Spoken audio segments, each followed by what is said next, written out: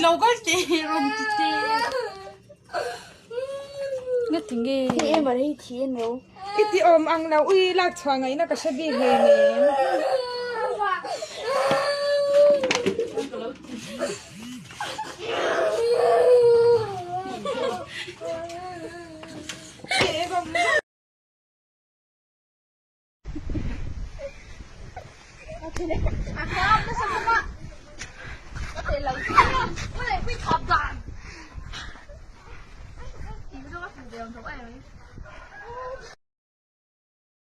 viên đều rồi ai giấu vặt luôn nha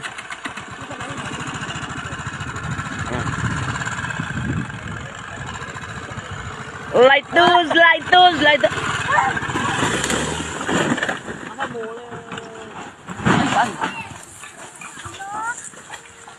bây giờ